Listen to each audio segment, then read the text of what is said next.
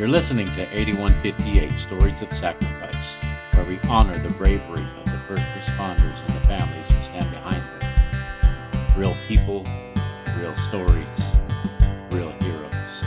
This is 8158.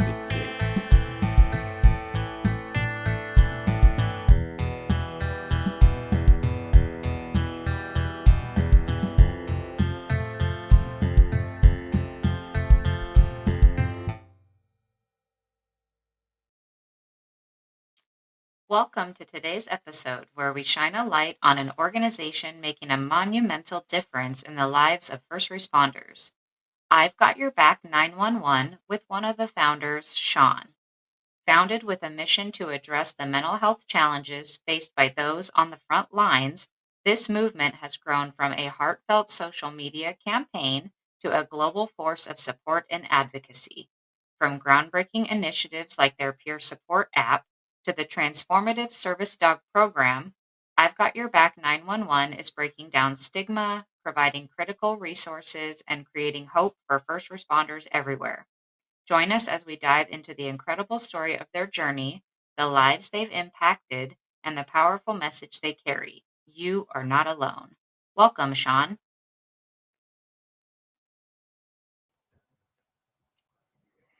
All right, Sean, how you been doing? I'm good, thank you. How are you? Fabulous, fabulous. Just another wonderful day in paradise. Attaboy. All right, so we're going to get to talk a little bit about what's been going on with you. You have a peer group, correct? We do. We just started we designed and built a peer support app for first responders. Okay. Yeah. And what is that peer group called? It's the app itself is called IGYB 911, which obviously stands for I've Got Your Back 911. And it's a peer support app that we just created. It's literally for first responders. I am a first responder myself, so designed by first responders for first responders. So taking all that into consideration, just looking at the way we operate. I know that all services run a little bit different, and especially when you cross over the border, the United States versus Canada. But essentially, we are all the same. We inherently don't trust. We're out there for the greater good. We're serving our communities. We're trying to do the best thing that we can, dealing with all the pitfalls, shortcomings that that we face on a daily basis, whether it's just from being out dealing with our communities or with our services that we work for. So, Absolutely. yeah. Now, can you share a story behind the creation of I've Got Your Back 911? Yeah, for sure.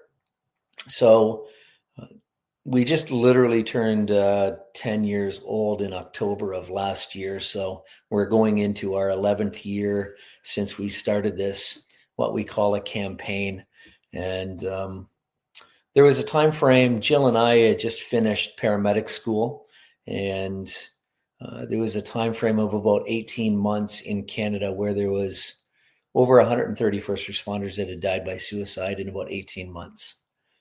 Nothing was really being done about it. Nobody really wanted to talk about it because it's just one of those things that, we like to sweep underneath the carpet. They all love it when we show up to these disasters, these tragedies. But when first responders aren't able to cope with what's going on and what they're faced to deal with on a daily basis, then, those are the things that, our governments don't like to talk about. They don't like to come out and acknowledge. And the way that I kind of look at that is, say, for instance, here in Ontario and Canada, if we have a Toyota plant or a GM plant and, something happens on that line where there's a fatality, that line is shut down, the plant is closed. There's this full investigation that is done. All these safety measures are now put into place. There's retraining, there's new supervision, and then that line opens back up again. And all that stuff is done for one individual, which is absolutely tragic that somebody lost their life working on that line. But in retrospect, you look at 130 first responders in Canada in 18 months die at their own hands, and yet no investigation is done. Nothing is happening. Nobody wants to talk about it.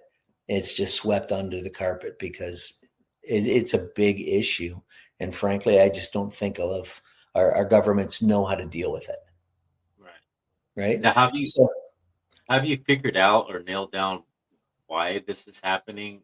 Is it because of depression, or you guys see so much, just don't have an outlet, or do you well, understand? I think it's a combination of all of those things. I think everybody deals with these traumas that we see and deal with on a daily basis. They deal with them differently. When you look at the statistics, an average person living in North America sees between 3 to 5 traumas throughout the course of their lifetime. The average first responder in North America sees between 300 and 500 traumas throughout the course of their career. So it's not knowing how to deal with it, not knowing how to come to grips with the fact that some people are going to leave this earth in a very violent manner, and some people are going to leave this earth in a very peaceful manner. Some people don't know how to deal with that. When you start stacking traumas on top of traumas on top of traumas, and you really don't deal with how you're supposed to deal with that, how you can justify that these things happen to people, and that, our hands are on these people. We're trying to give them that second chance. Do they have a good support system at home? Do they have that partner, that spouse that is there for them, that will talk when they want to talk?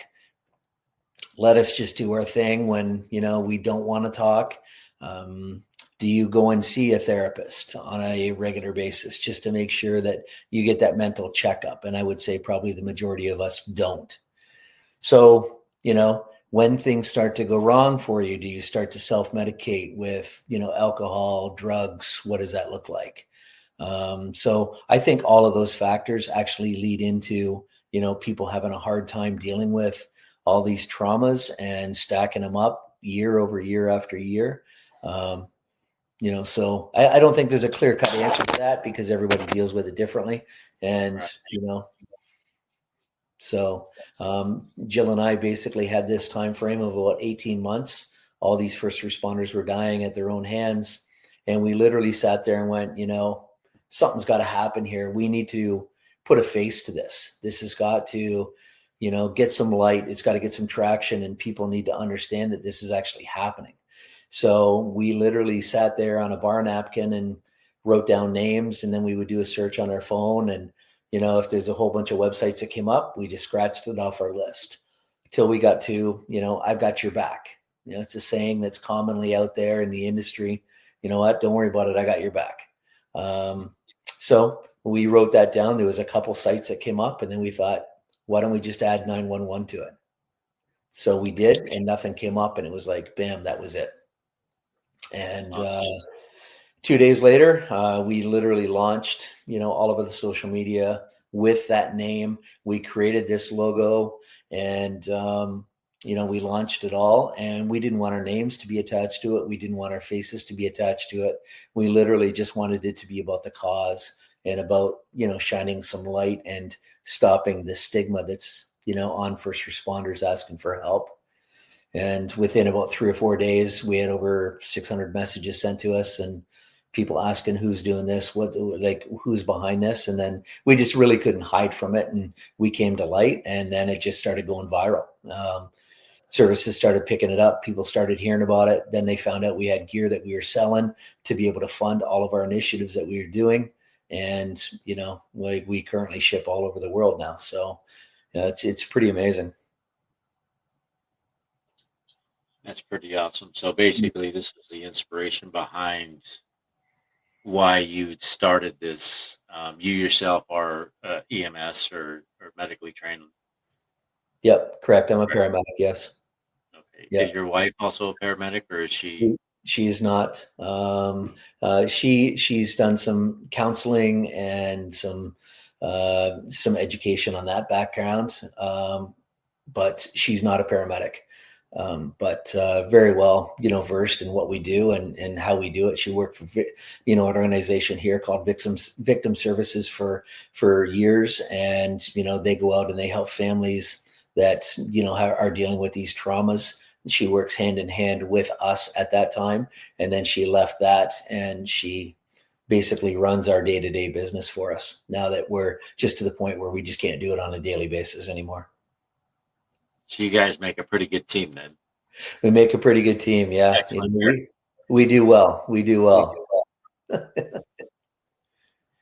how did the initial social media campaign evolve into such a widespread moment? Again, you know what? People just started sharing it. And what we did was the first initiative that we did was we took a picture of both Jill and I, and she was on my back, and we were standing in front of the ambulance, and we were holding a sign that said, "I've got your back, 911." So that was the first picture that we literally put on all of our social media. And then we were just encouraging people to do the same thing. And so we have so many, you could only imagine how many pictures that we've had sent to us over 10 years of people standing in front of their service vehicles, whether it's, they're paramedics, whether they're standing in front of a fire truck, whether they're standing in front of a police car. And, they've done signs and they've just written with a marker and it says, "I got your back, 911," and they send it to us and we just start reposting all of these things. So then all of these things started going out there.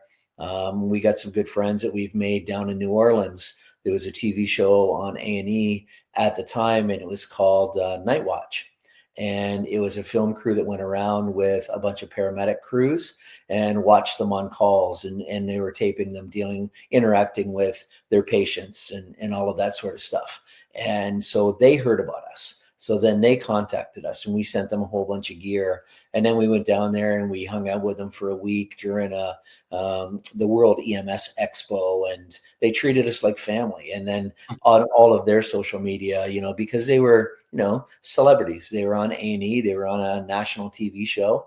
And so they started sharing our stuff, which then impacted it even more. And then it's just like snowballed and snowballed and snowballed and got bigger and bigger and bigger. So that's kind of the way that just evolved. And it just, now we just basically hang on to the reins and we try to steer the ship in the right direction is what we do.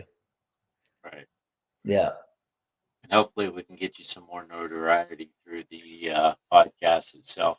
Absolutely. And that's why we do this. We put ourselves out there so that we can, grow that engagement of people understanding what we're doing and then getting involved. And then, things like the peer support app that we've just launched in the last 5 months, get that on board, trying to create that new level of engagement, that we're trying to create that new standard for industries, Right.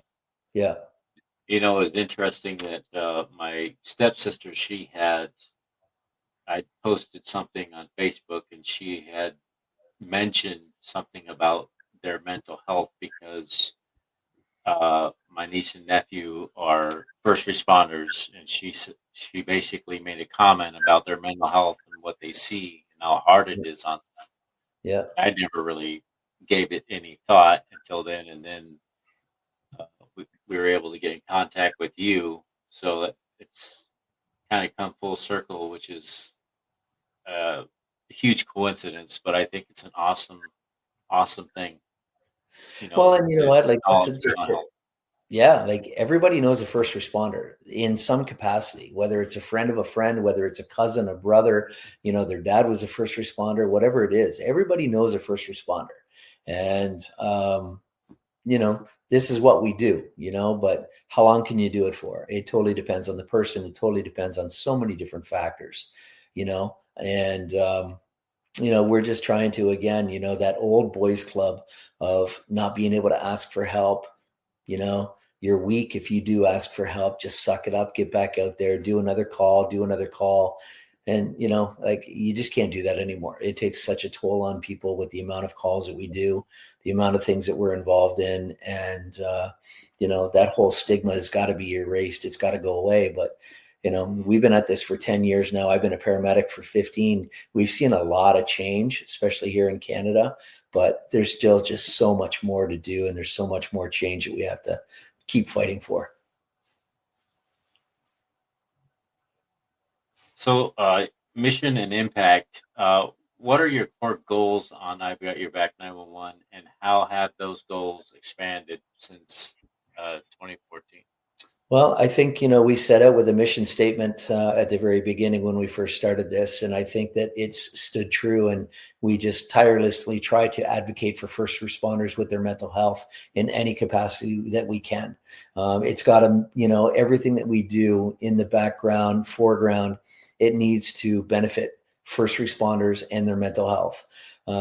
As you can probably imagine, the amount of requests because of the popularity of our brand, people reaching out to us, hey, can we get some gear for this? Can you guys donate to that? Can you donate to this? Can you do this? And you know what? We just can't be everything to everybody. We're not the Canadian government. We don't have endless coffers of money. And, frankly, we have to stick to that mission statement, and we have to look at those core values of why we started this, because it's never changed. In 10 years, that has never changed. So that keeps us focused, and we have to stay focused, or we're going to be no good to the people that we've set out to try to help. And I live this life as well. I'm a first responder. I go to work every 4 days, and I do my days and my nights, and I deal with this stuff. So has it evolved? I think it's kind of strengthened instead of evolved, because again, we're set true to those core values, that mission statement that we first started with. Um, we all know that PTSD is a real thing. So, can you talk about the stigma surrounding PTSD among first responders, and how does your organization work to eliminate that, or how do you assist that? Because I know it can't be eliminated. For sure. And you know what? I don't know if in my lifetime I'll ever see it, stigma go away from getting a diagnosis of PTSD, but we try to change that perception of what that looks like. I think right off the bat, there's still a lot of people that go, hey, you know what? You have a diagnosis of PTSD. Wow. You know what? That sucks. Really, is it PTSD? Did you really, or are you just kind of weak and you're not that strong? Maybe you shouldn't be doing that job anyway. The old adage of, you knew what you signed up for. Well, no, you didn't, because nothing's ever going to prepare you for the things that we do and we see. I think our perception is we're trying to change that, where if you have a diagnosis of PTSD, we consider that a badge of honor, because I know personally what you've had to go through to end up with that diagnosis. So you've put yourself out there. You have put yourself above and beyond to help your community and the people in your community. And this is now taking a toll on you. Yes, for sure. You have a diagnosis of those 4 letters. And you know what? You got to manage that stuff. You got to find the tools. You got to create those tools to get on that journey so that you are a healthy individual. But it's a badge of honor in my books, because I know what you've done in order to get that diagnosis. Exactly. You Exactly. know? I've I don't have PTSD myself, but I've experienced that a few times. I had an Uncle Danny. He was in Vietnam, and he would act out when his PTSD got really bad. Also, my cousin's husband, he was in the army, and also had really bad PTSD, and I seen how that affected him, and that was a very scary situation. For sure. And you know what? Yes, affects him, but it also affects everybody around him too. Exactly. Yeah. Yeah. Yeah, it was kind of hard trying to guide him and to kind of get him out of that state. We Yeah. didn't. I didn't know how to handle that. I was just trying to Sure. do my best to help him out. For sure. Yeah. Come back to And reality. and you know what? He probably didn't even know what he needed for help anyway. No. So many people, they don't know what they need. And again, this is where it's so difficult, because it affects everybody so differently. Right? So you're sitting there trying to help him. You're trying to do the best you can to give him what you think he needs, when he probably doesn't even know what he needs. Right. You know? So he's spinning just as much as you are. Right. So, with nearly 1 million donated to support first responders, what are some of the initiatives that you are most proud of funding? I think the blanket answer is of, everything that we've done. There's some big ones that obviously stand out. We had a tragedy out here in Nova Scotia, not out here, but in Canada, in Nova Scotia, in the province of Nova Scotia, where there was an individual that dressed up like, a police officer, an RCMP officer, got a car that basically was decaled and it looked exactly like an RCMP police officer's vehicle. And he went out on, this hunt for first responders and people. He ended up killing numerous people, numerous first responders. And then, it was a chase. It was a big chase, but it encased, a lot of the communities that he was in, and that he spread this terror around. And, dealing with all the first responders that, number one, lost some of their peers, people that they work with, good friends, people that, have meant a lot to them. These people, now had to deal with losing some of those peers and some of their friends. So another organization here, Wounded Warriors Canada, just like Wounded Warriors in the United States, they set up a lot of programming and they do a lot of, seminars, and they send help, they send therapists, and they basically, engage with all these first responders and try to help them manage through all of this and the absolute trauma that they've had to deal with. So they wanted to put together some programming to go out there and to do this for the first responders. And they came to us and said, this is probably going to cost us about $35,000 to be able to do this. So we wrote them a check for $35,000 to go and do that. Wow. So there's that program. And then, they came to us again later on and they said, listen, we understand that, all these people that are left behind when these suicides happen, and their partners that are left, trying to pick up the pieces and wonder why and what happened and how they could have helped. And so they wanted to set up, again, this retreat then where they would take these people away that are, surviving. Their spouse had, died by suicide. And so they take them off to this retreat for like 4 or 5 days. They all have something in common because they've all lost a spouse to suicide, and they were first responders. So they have therapists. They have all these, things set up for them at these, retreats that they send them to, and they're there for like 3 or 4 days. The program was going to be called Surviving Spouses, and they came to us and said, listen, this is going to cost whatever it was, $15,000 or $20,000 to do this. So we cut them a check for $20,000 to go and make that happen.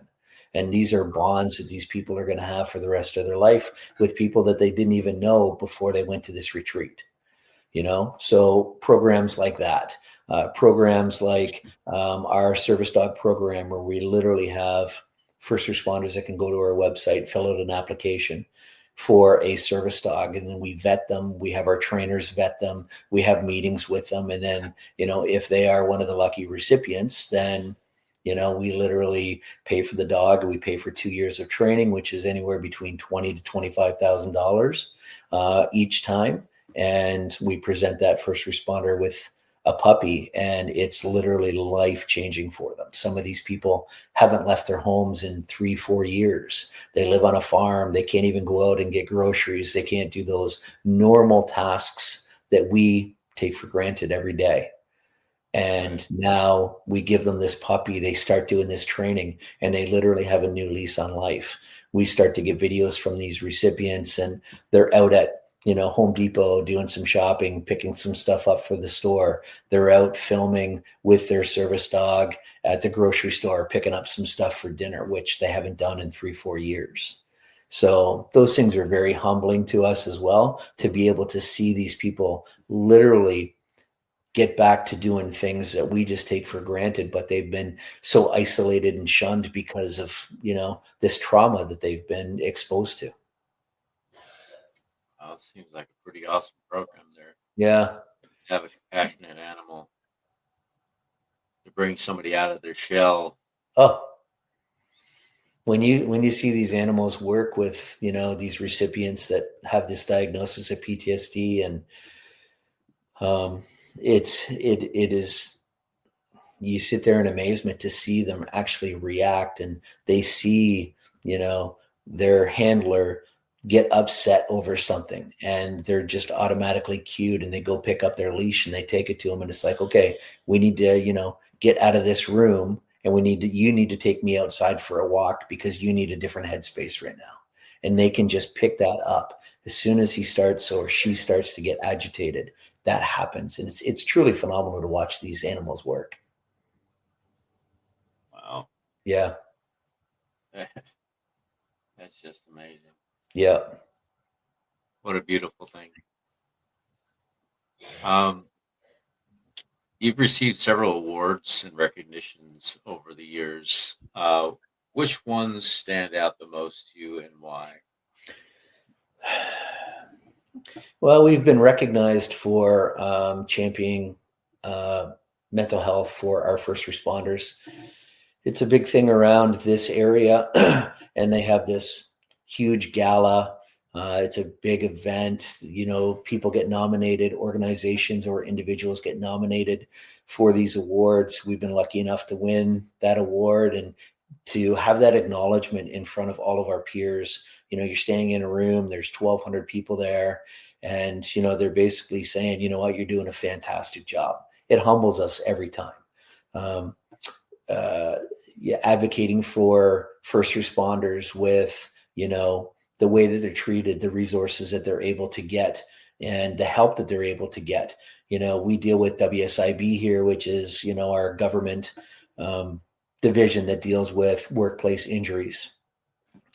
And frankly, before we started on this advocacy and really lobbying and petitioning the government, we had so many people that you get a diagnosis of PTSD, and they literally wanted you to prove to them what call specifically you got your diagnosis from. It's not the 15 years that I've been doing this job. It's not the hundreds of calls that I've had to do and see all this. They want to know the exact call that I got this. And if I couldn't produce that and show them reasons why, then my claim was denied. And I was expected to just go back to work or just leave the career. So we started lobbying the government really hard. We were sending the Minister of Labor here. I was sending them probably 25 emails a week for probably a year and a half. As you can imagine, all the stories that we've received from people that follow us because they feel that this is such a safe environment for them. So we have stories of great perseverance, people struggling through and breaking through and fighting this thing. We also have stories of absolutely horrific nature. And so I would attach one of these stories to every single one of the emails that I sent to our minister, Kevin Flynn, at the time.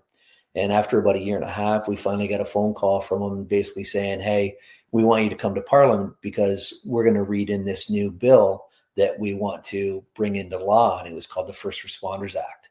So we went in, they read it in, and then about 3 months later, we get called back again. They're going to vote on it to see if they're going to actually bring it into law in our province of Ontario.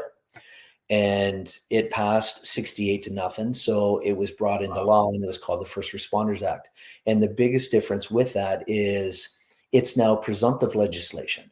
So because I'm a paramedic, and because I have a diagnosis of PTSD, it's automatically assumed I got it from my job. So it's made things a lot easier for first responders to get the help that they need. Then, shortly after that, the entire country of Canada has adopted the First Responders Act in every province of our country. So now it's a national law. So again, that's one of the things, sure, we didn't get a big banner, we didn't get a trophy, we didn't get recognition like we have in previous events, but that's probably one of the things I'm most proud of is the fact that we stood hand in hand with other people, other organizations to fight for this, and we were a big cog in that wheel to get that change happen. Right. Yeah. That took a lot of tenacity to stand up and speak out and to just tell them exactly what you guys need. And Yeah, for man, sure. that is amazing. And it's cause and effect. It just kind of kept rolling. Yeah. I'm Yeah. glad that in Canada they've done that because definitely needed. Well, it's a global problem. This doesn't just affect the first responders in Canada. It's not Oh, just North America. It's globally. Whoever does this job has these effects. You know what I mean? mhm. So this is an issue that everybody has to take a good look at and go, okay, what are we really doing here? These are the people that we're expecting to come in and save us, and they're not healthy. They're not healthy at all. They maybe even shouldn't even be doing this job right now, but yet we just push them back out there because there's another call waiting. There's another call waiting. There's another call waiting. Those calls are never going to end. They keep going, yeah. Yeah. Right. So, Yeah, I see guys out there all the time. I mean, not in Canada, but here in the United States, I see EMS, the paramedics. I mean, it's like a never-ending yep. cycle. Firefighters, it's like every time I turn around, because I'm a trucker by trade, so Yep. I see you guys everywhere. Yeah. It's like, oh my gosh, there's another one. There's another one. Just think of the workload that these firefighters and paramedics and police officers are doing in LA right now.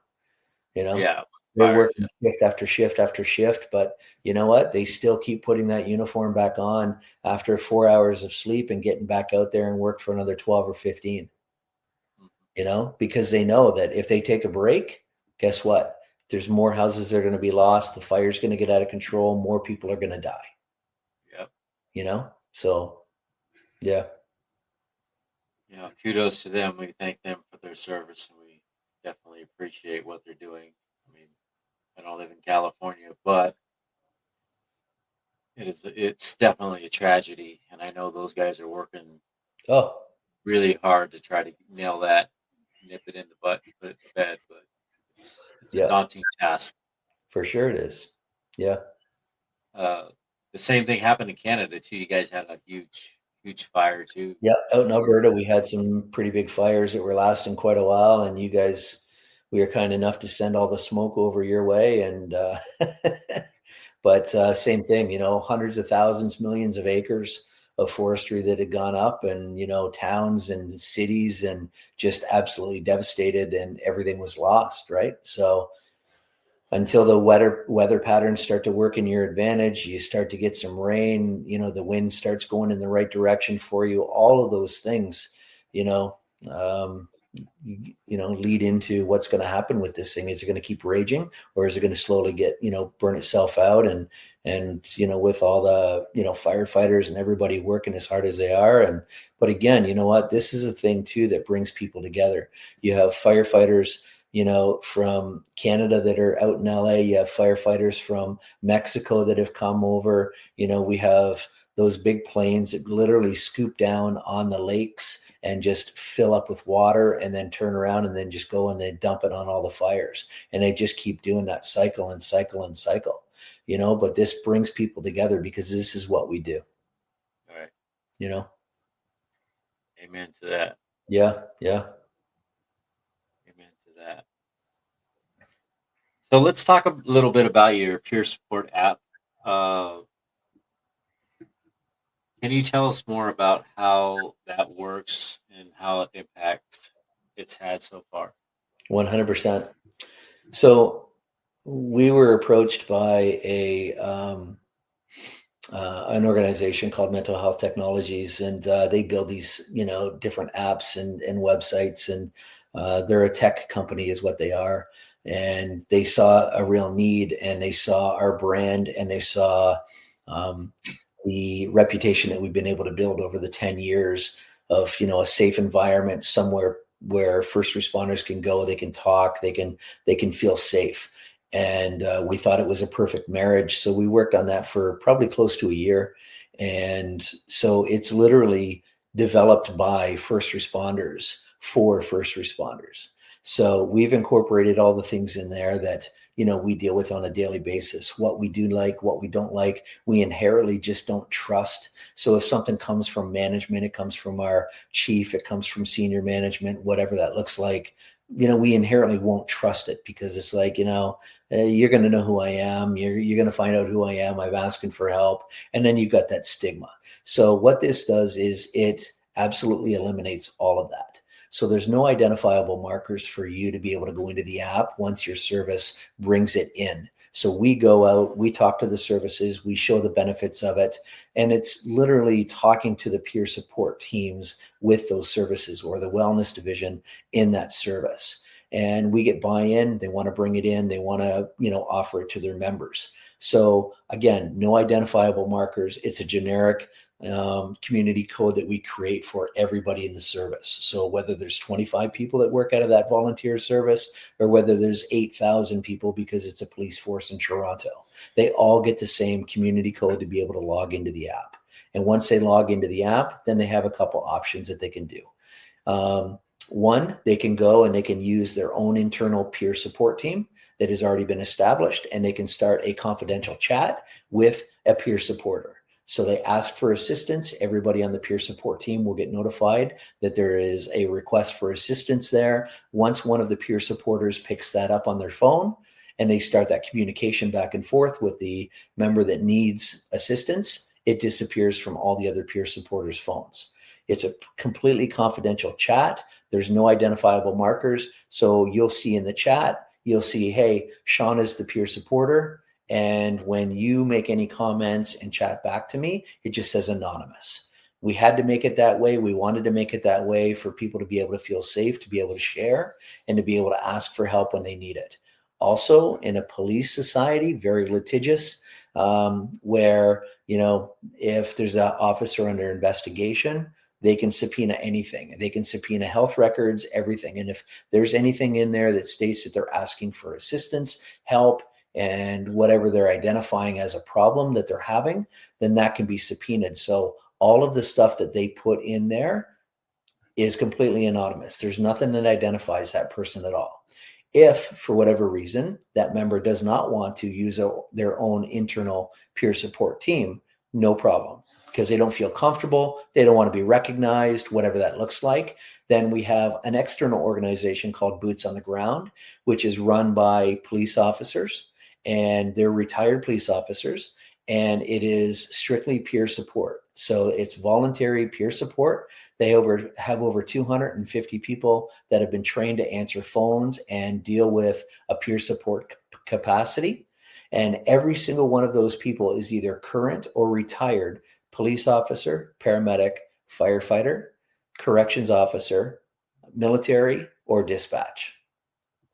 So when I, being a paramedic, call into that line and I'm looking for some assistance to get me out of the headspace that I'm in, I'm going to speak to a like-minded individual. I'm going to speak to somebody that knows the stresses that I deal with, what I do in my job, how difficult my job can be. And I don't need to spend the first hour of my phone call trying to explain that to you. So you have two options. Go internal, use your peer support team that's already been established, or go external, both of which are completely anonymous, 100% confidential. Okay. So you basically have a number available for people, or a website to go to for people to go ahead and contact you or Yeah. contact peer support group. So what they would do is, say if somebody listens to this podcast and says, you know what, we need this for our service, you can absolutely reach out to me. You can either call me, you can send me an email, put me in touch with your peer support team or your chief or whomever at your service is going to want to bring this in for all of their members. I explain it to them. We do a demo for them. We show them exactly what it is. And then boom, we go ahead and we start to roll it out to all of their people. And, as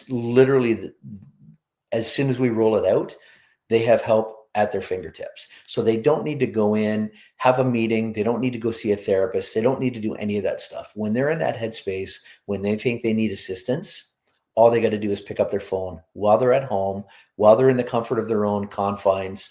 They can just pick up the phone, go into the app, and choose which direction they want to go. And it's literally a touch of a button to get assistance. That's what it is. Yeah. That's pretty amazing. Now, do you have any established in the United States yet, or is it just all in Canada so far? It's just all in Canada right now that have come on board, but we are talking to some different services throughout the United States. and just kind of waiting. Budget times, it's the beginning of the year, so everybody's got to figure all of that stuff out.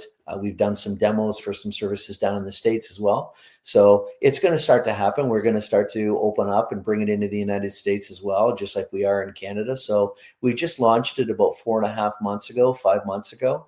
So, but we're getting some great traction. People are literally seeing the importance of this. And, we're not here to get rich on this thing. Like we gift you the software for your service, and then it's literally just a maintenance fee every single month, or sorry, every year. So if you have 40 members in your volunteer fire department, it's $25 a person per year times 40 people. That's all it is. So two trips to Starbucks, and basically we're providing, assistance for your people for an entire year. It's pretty amazing. Yeah. Especially with healthcare services being so expensive. Absolutely. And we understand that. We know that. But this is what we're trying to do. We're just trying to get it in the hands of the people that need it, so that we don't need to see people continue to die at their own hands. Yeah. It's not something we want to see, is somebody dying in their own, by their own Absolutely. hands. Yep. So how do you engage with the broader public to foster understanding and support first responders' mental health?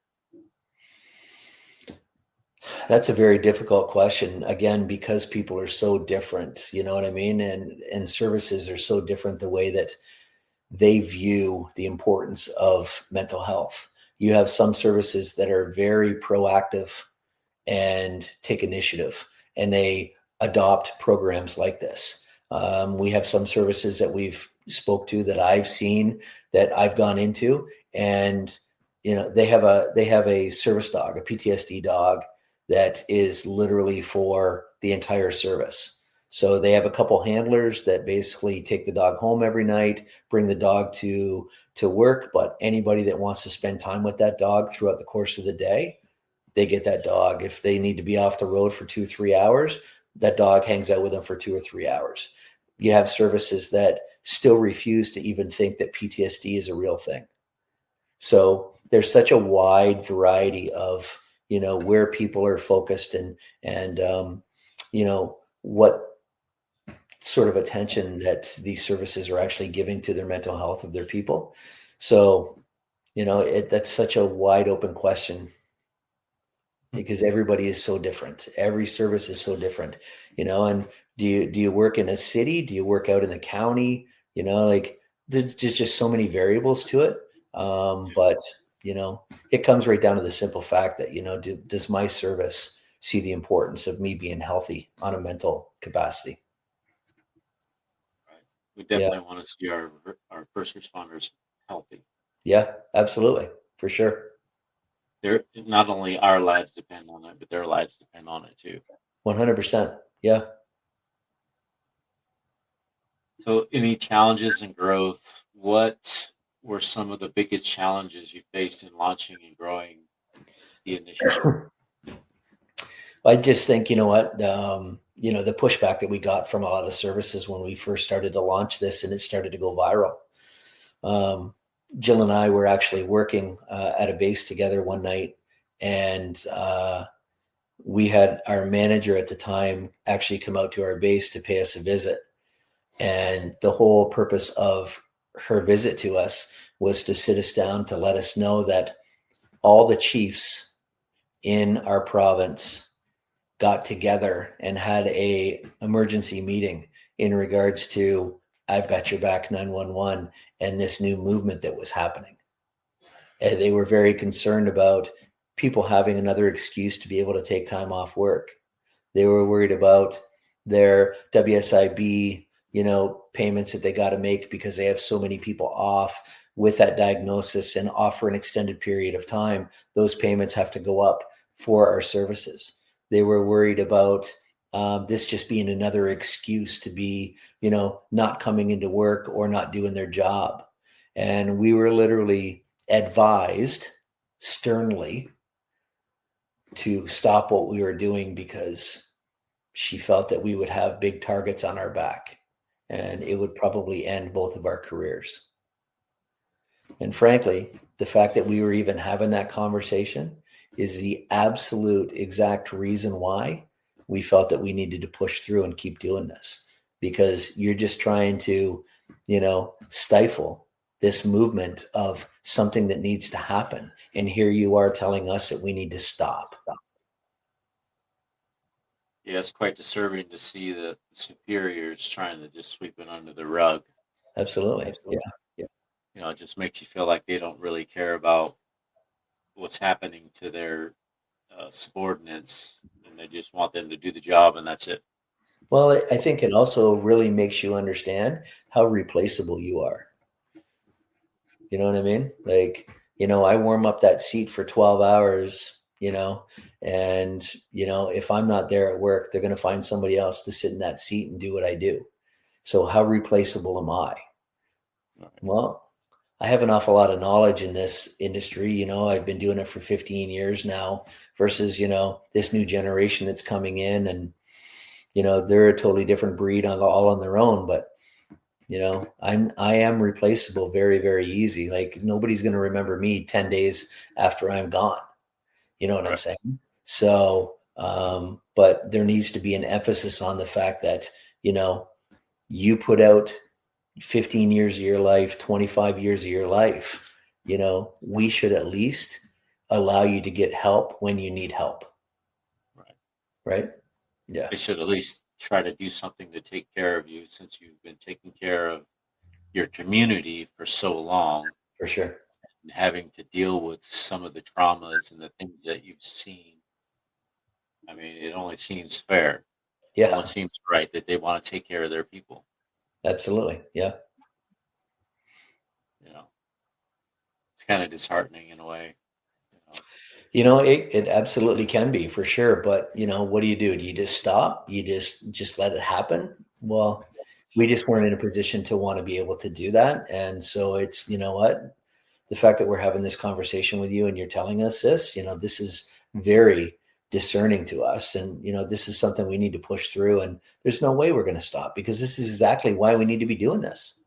So here we are, just over 10 years later. And fortunately, you guys gave them pushback, because it didn't stop. Yep. Just kept going. And well, let's be honest, right? If something would have happened where, we lost our jobs or, whatever, just think of the media shitstorm that would have happened, and, the bad press that they would have had. Like, first of all, you're trying to support first responders. So it's never going to give you bad press. It's always a good thing. And now you have services and you have these chiefs and you have management trying to stifle this because they don't want the change. And it's all because they don't want people to be taking time off work. Come on. That's such a lame excuse. So, I think they literally had to accept it. And I'm sure that they probably hoped that it was just going to, simmer out and it was going to be a flash in the pan and everything would just kind of go back to normal, but it just didn't happen. So, yeah, I think you guys did a great thing, and you guys were awful brave to stand up to them and to not back down. So I'm going to move on to another topic here. How was your work affected by major events such as the COVID pandemic or the tragedies like the Halifax incident? Yeah. Well, I think from a first responder standpoint, I think it really makes you internalize and take stock into how fragile things are. Sure, we see it on a daily basis, how fragile life is. We see that people are going to leave this earth in a very violent manner. We see that people are going to leave this earth in a very peaceful manner, and how quickly life can change. We understand that. But when we deal with our own and we deal with people that do what we do, I think you internalize, and it really makes it that much more important that, we are a brotherhood. there's not very many of us in the whole scheme of things that do what we do or can do what we do. And we take a lot of pride in that. So, I think it just galvanizes us. And I think that, once this movement kind of started to happen, I think it just broadened our perspective as far as our reach, our followers, because, especially during the pandemic, COVID time, people couldn't go out. People, they're telling people to stay in their houses. You can't go anywhere. People couldn't just spend that disposable income. And you know what? People started going online and just started buying our merchandise to support us so that we could, during that pandemic, we were buying, ventilators, we were buying masks, we were buying gowns, and we were literally delivering this stuff to our local hospitals because they were so low on it. And Wow. that first year of the pandemic, we spent over $100,000 just buying masks and shields and gowns, and so that our first responders and our people in the hospitals, our doctors, could do everything that they could do and do it safely so that they weren't bringing it home to their families. Right. So, we took a lot of pride in that. We saw a big change in that because our focus had to change to not only are we just helping our first responders with their mental health, which is what we started to do when we started this thing, but now we're trying to keep our first responders alive and their families alive because they didn't want to bring this thing home, which we really didn't have any idea what we were dealing with at the time. Right. So that shift kind of happened. And then, post COVID, there is a big change. There's a big change in, the way people deal with people. It's almost like, human decency and kindness have kind of taken a back seat. And, we deal with a lot more agitation, aggravation, a lot more, customer or not customers, but patients being unruly and just being disrespectful and being violent. And that is so much more evident now post pandemic than it was pre-pandemic, for sure. Wonder why that is. Hmm. Uh, do you know if most of these people got the vaccines, or is it Yeah, just because we don't know, like, of that's aggravation? it's it's I would imagine that the majority of the people did get the vaccines and stuff, but I don't know what bearing that has on anything, like, but just the whole shift in mindset and the landscape of communities, I think, has changed a lot since the pandemic. And why that's happened, I don't know. I have no idea.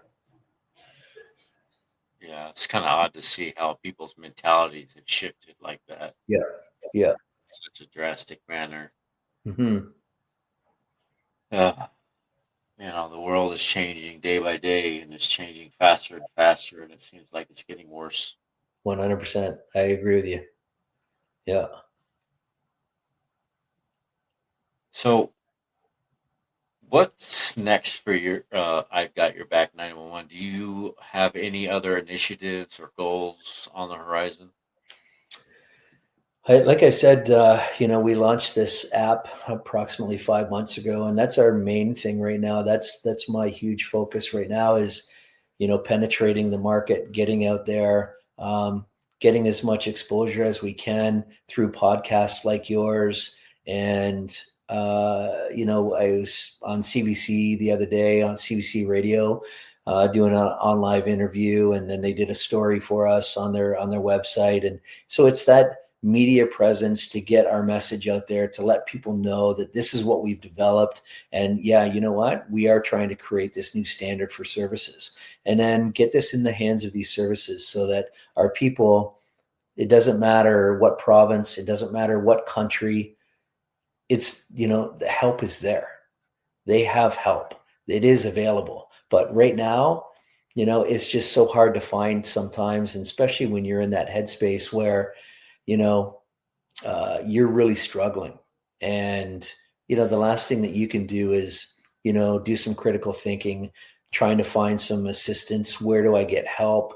What avenue do I go down? Where do I find it? Where do I find a phone number? And so we're trying to just leave that at somebody's fingertips just because it's on their phone, They don't have to go searching anywhere. They don't have to do anything. They don't even have to find a phone number. It's an automatic dialer. They just basically push the button and it dials the number for them. So we've just tried to take all those stop signs, those silos out of it so that they have access to that assistance whenever they need it and in the comfort of their own home. So it made it really easy for Yeah. them to just Yeah. reach out. Absolutely. So that's our big mandate right now, probably for this calendar year, is to really get exposure with that, get as many services on as we can, and just start to see the fruits of our labor and, not do any more death announcements because, our first responders are dying by suicide. That is pretty disheartening. Yeah. I didn't know that personally. They were doing that. I mean, I've heard of police officers doing that, but as far as EMS or firefighters, I did not. Yep, for sure. I did not know that the statistics were so high. Yeah. High enough to have that much recognition or concern. Yeah. And most people don't, though. That's the thing. You know what I mean? There's, the knowledge is not out there. Those statistics are not just, put on the front page of a website or a magazine or a newspaper or anything anymore. Like, it's just not something that people like to talk about. And frankly, I would say the majority of our public, they don't want to, nor do they need to hear about it. So if those things are happening, they feel sorry for those people and those families, but life goes on because it personally doesn't affect them. And it's just something they really don't want to think about because they all expect us to be, wearing these capes and these superheroes when we come in. We're rushing into fires. We're rushing in to save people. That's what they want to see because that's what they've grown accustomed to seeing. But the aftermath and the toll that it takes on us, we're supposed to be like Teflon. Nothing's supposed to stick to us, right? Right. Yeah. But you guys do have kryptonite. Yeah. Fortunately. Yeah, for sure we do. The mind is kind of a tricky thing. That Nobody it is. knows about the brain, but the brain does some weird things. Yep. And everybody reacts differently. Like, you can say that over and over and again. There's no textbook to this. The way that somebody, takes on that trauma, deals with the trauma, or has it impact them is totally different on the next 10 people that you speak to. Right. Yeah. Going back to, you never know how it affects somebody. Like starting this podcast for me, I'd hear about officers being killed and stuff, and it's heartbreaking and disheartening. None of that caused me to do this podcast until our own tragedy happened with my cousin. Right. That's when I decided to take action. Right. Because that's when it hit home. So I kind of see where you're coming from with this. You personally with your line of work, seeing this and seeing a lot of it. On my side, it was just seeing what happened to my cousin, and Yeah. he was just such an amazing person, and it gave me the courage to stand out and just speak out about it. Absolutely. Shine some light on it. Make a bit of a difference for sure. Exactly, and that's exactly what you're doing with your peer group is shining light on, first responders, killing them, committing suicide. Yeah.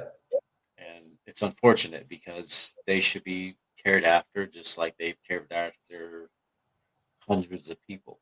That's exactly right. Yep. You guys are important to us. Yeah. Very important. Yep. You're there during our darkest hours, and the people need to be there for you too.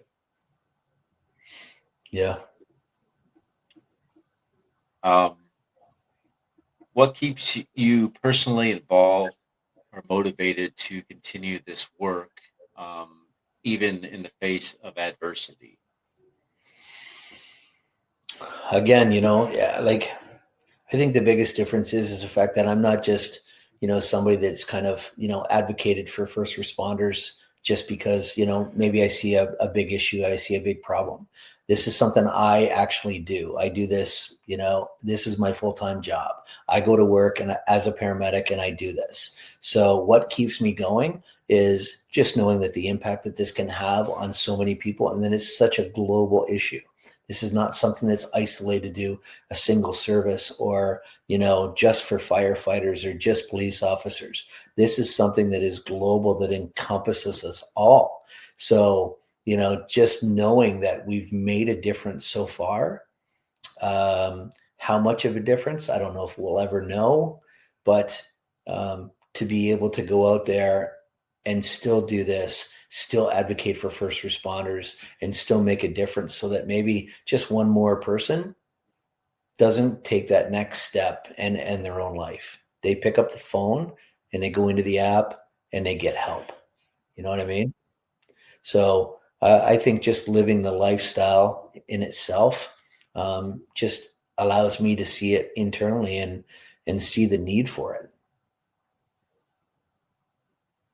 And I would hope that other first responders would get this message and know and have comfort in knowing that there is help and that they can reach out if they are struggling. Well, and that's a very difficult part for a lot of first responders, because once they start to feel that, and once they start to feel that, that they're really struggling, then they start to isolate themselves, and now they feel like they're alone. But you're not alone. We all go through this. We all have different episodes of, feeling bad, feeling, like maybe there was something more we could do, whether, it's, a pediatric call that really impacts, people that have kids, maybe more than people that don't have kids. It's just so different for everybody. But it's just one of those things. You got to push forward. You make that decision to pick up the phone instead of pick up the gun. And, it's just, yeah, it's a tough one.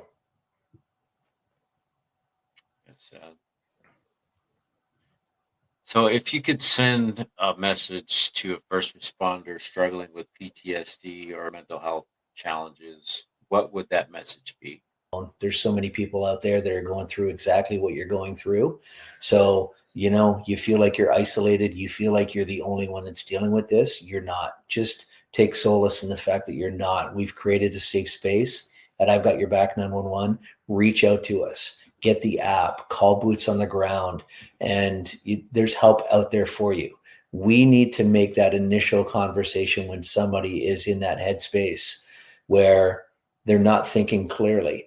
And we need to have that initial conversation so that they can be reassured that they're not alone, that other people do go through this. Other people are managing this, but there's also help out there for you.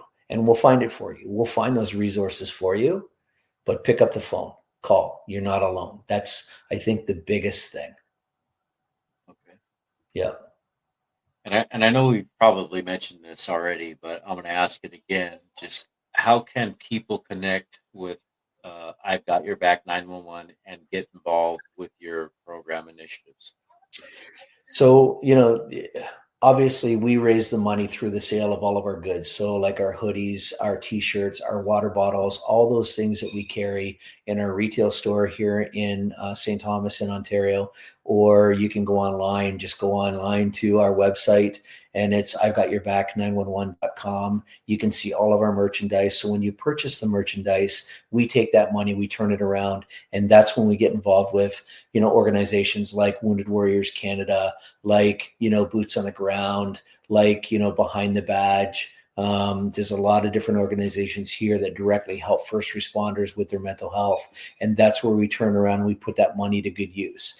We don't have that money go to, organizations that, do some things and then we pay for, administrative stuff and all this other, where it just eats up all that money. We directly put it towards programming, towards events, towards retreats, towards different kinds of therapies towards our service dog programs. So they can purchase merchandise from us at IVEGOTYOURBACK911.com, and that money will then go out to help first responders.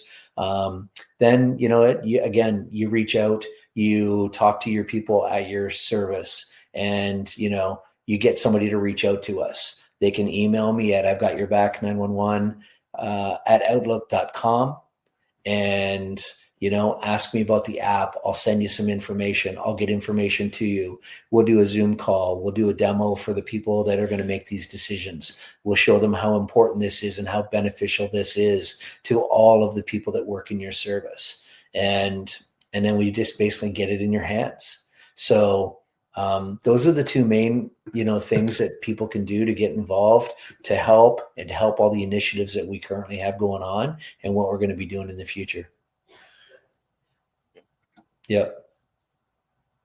So is there anything else that you would like to share with our audience about your mission or the impact of your work? Again, you know what? Like it's something that I don't see that is ever going to not be needed.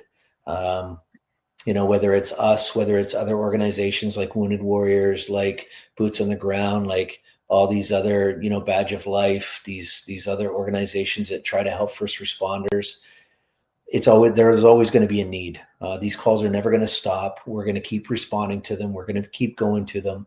But I think, again, changing that standard and creating a new standard of how these services view the health of their people, whether you're a police officer, firefighter, paramedic, whatever you do in that first responder world, there needs to be acknowledgement that our people need to be healthy. They need to be able to have the resources that they need in order to get assistance when they need it.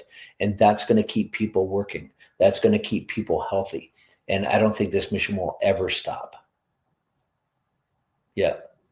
Yeah, you definitely got your work cut out for you, but it is a very honorable mission. Well, thank you. Like, we're humbled every day. The amount of, followers that we have, the polite things that they say to us, the support that they give us by purchasing our gear, wearing it proudly, showing our message. Those are the things that mean an awful lot to us. Somebody's just ordering a hoodie and they get a good hoodie. That's great. How many hoodies do you have? But it means a lot to us because you've taken the time to reach out to order something because you know that that's where the money is going to go. Like we have an annual golf tournament every year, and we have 156 golfers, I think, that go into our golf tournament. We typically raise anywhere between $30,000 to $40,000 during that day that we have the golf tournament. Last year we sold out of our golf tournament. So once we launched registration at like 9 a.m., in 2.5 minutes, we sold out 156 golfers. Oh, wow. Yeah. That's great. Yeah.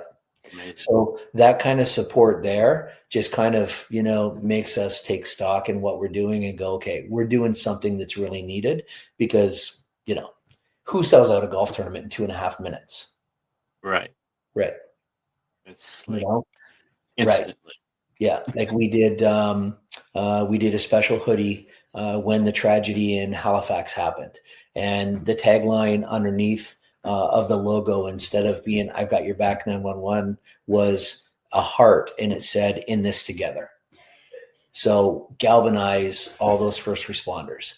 And when we launched those, we sold 1,000 hoodies in 5.5 minutes. Wow. Yeah.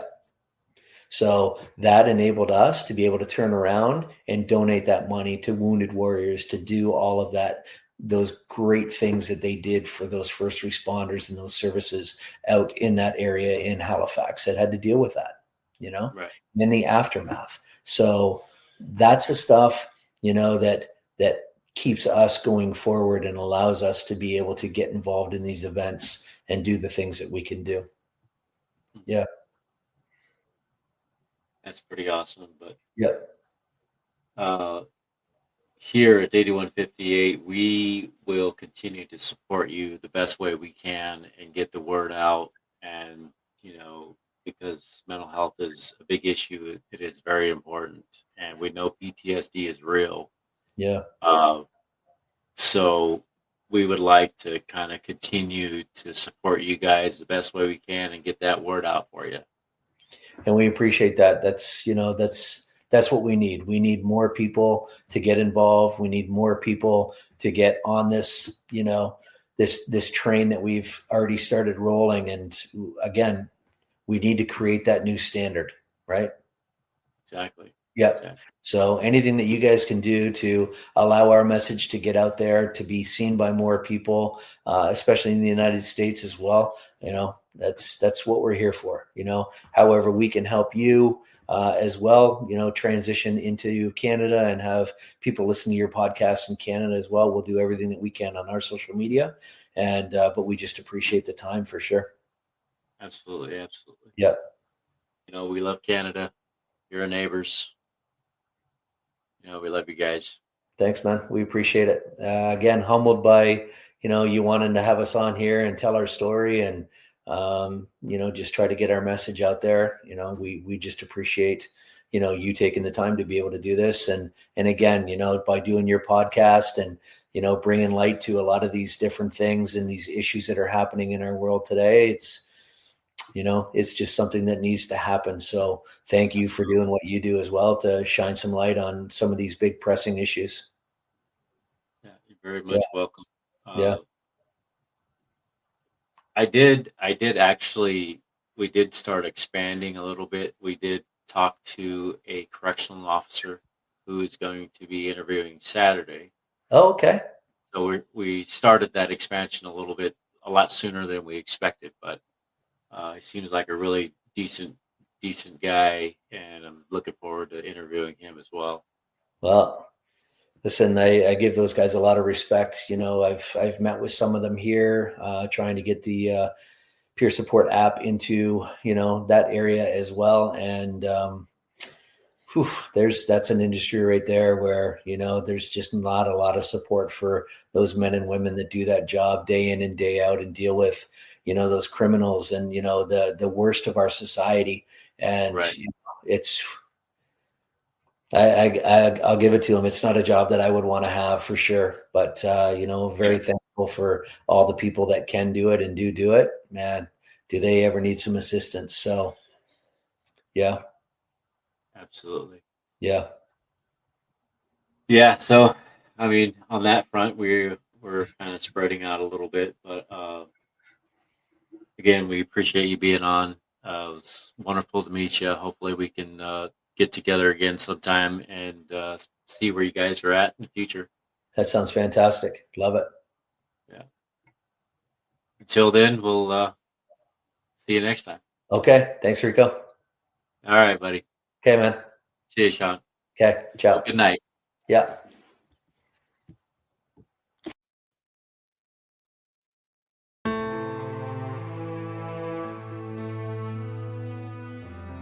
Thank you for joining us on 8158 Stories of Sacrifice. Every story we share is a tribute to the courage and resilience of first responders and their families. If this episode has impacted, encouraged, or inspired you, please subscribe, leave a review, and share with someone who supports first responders.